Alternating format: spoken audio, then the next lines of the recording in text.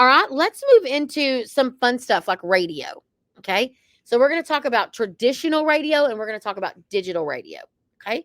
So traditional radio is all about casting a really wide net. So when I say traditional radio, I want you to think back. Some of you need to think back to the 90s. Maybe some of y'all weren't born yet, but used to, you couldn't just listen to music on demand. You had to use a radio station that was playing new songs and they had DJs. Well, a lot of us still live in markets that the radio is very impactful, traditional radio, over the air radio. So here's the important tips. This is going to make you a good account manager. When you look at traditional radio, like buying a regular radio station, you want to look at their coverage area. So you want to ask that station, what is your demographic area? Like, what is your marketed area that people can listen to your station? So if they say, oh, we cover 20 counties, that's not a great thing for us. You know why? Because we probably, as the contractor, only service one of those 20 counties. But the radio station, that's the traditional radio station, they can't control where that music goes. It's got to go to all 20. So you have a lot of waste there. Versus if you look at it and they service 3 counties and you service 2.5 of those counties, that's a win-win, right?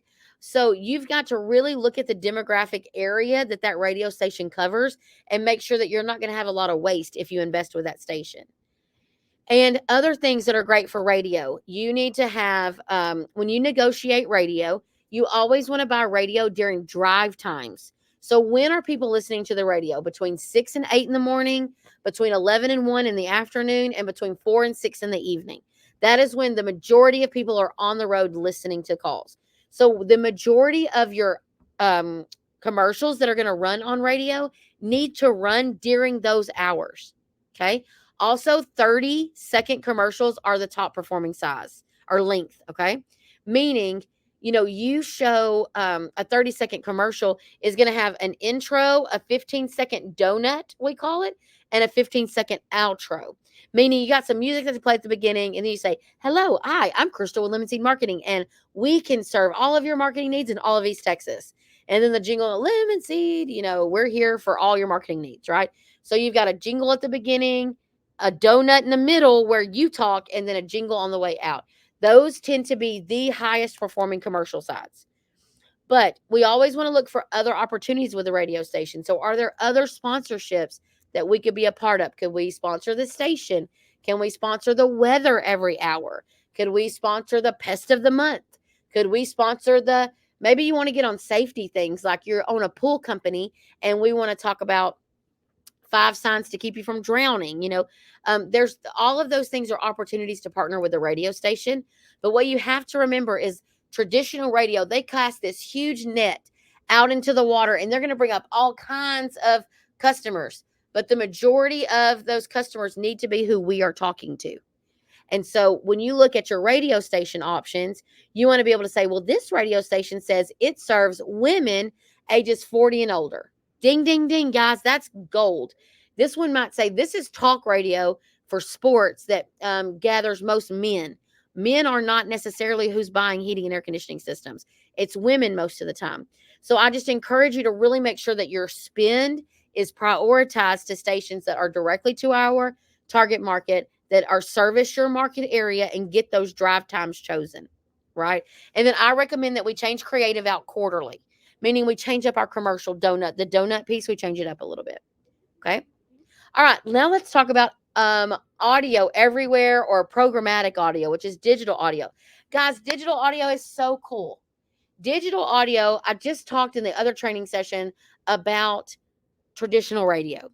Traditional radio, guys, will cast that wide net, and you kind of hope that you gather up who you're meant to gathering up, but you're going to get a few other people too. Well, over the top radio or programmatic radio, digital radio, like Pandora, Spotify, iHeart, those can literally say, I only want women 40 and older that own their home in Lufkin, Texas, with an average income of over $80,000 that live in a home over 12 years old to hear my commercial. You can get pretty granular on that. And then all of your ad spend should be hitting people that are your exact target market. So that's why I recommend a blend of traditional and digital radio. Digital radio is going to have some extra components. So you still have the same 30-second spot, intro in, donut in the middle, outro out.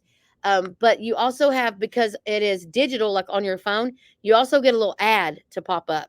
So you'll get to have a digital component as well. The hard part is tracking both of those. Traditional radio and digital audio are both hard to track.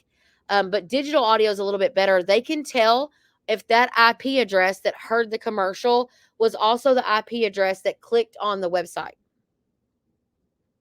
So that's super cool, right?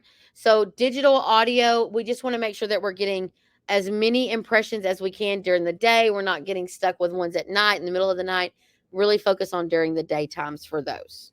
Okay. So that's programmatic audio and traditional radio. And let's move to TV. Okay. So let's talk about traditional TV. Same concept as traditional radio, meaning you're going to cast a wide net with traditional TV. It's going to be expensive, and you got to have a commercial for it. It is the most expensive way to advertise, in my professional opinion. And so I always say, same thing. We want to focus on where people in our target market are watching. So if most of us are targeting women over 35 or 40. And so odds are they are still at work, they're doing work things. So we need to be participating in shows that they see. So the 6 o'clock a.m. news, the 10 p.m. news, Wheel of Fortune, How I Met Your Mom, Jeopardy. Jeopardy is during the day, so you're going to catch an older demographic, right? But TV is changing so much right now, so much, that programmatic TV is actually, in my opinion, a better way to go. Programmatic TV is TV commercials that show, like digital radio does, to a specific audience, to a specific home. Guys, it is cool. But again, you still have to have a commercial. You still have to have those things set up. And you need to understand what you are paying for. Like, how many impressions am I expected to make? And then how can they report back, the vendor? How can they report back and say, we showed your commercial 20,000 times and 10 people clicked, 10 people saw your commercial and then went to your website. Okay? So same, very similar thing to traditional TV and OTT. All right?